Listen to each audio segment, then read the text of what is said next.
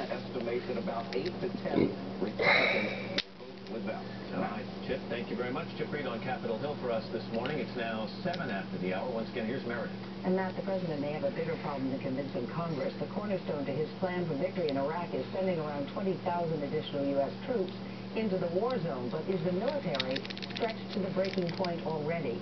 NBC's Jim Nikolashevsky is at the Pentagon with a view from there. Nick, good morning to you. Good morning, Meredith. The answer to your question comes from the Army Chief of Staff General Pete Schoomaker himself, who says that if the current pace continues, the Army is incapable of waging the global war on terror and meeting all its other requirements.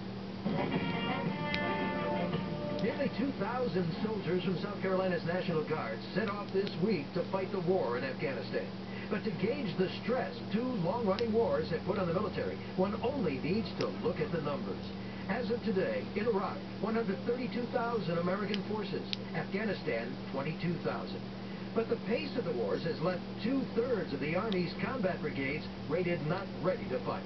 I think arguably it's the worst readiness condition the U.S. Army has faced since the end of Vietnam. The Army in particular and the Marine Corps are very much strained, both the men and the materiel. In the past 5 years, 1,460,000 American servicemen and women have served in at least one of the wars. That's actually more than today's entire U.S. active military force.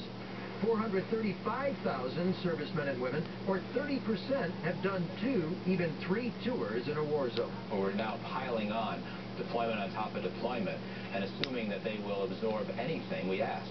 And I'm not sure that's going to be realistic. But the ultimate toll may be taken on the soldiers and their families, as Sergeant Brian Shaw this week bid his loved ones goodbye. It's sad. Kids going to miss a year and a half of their father.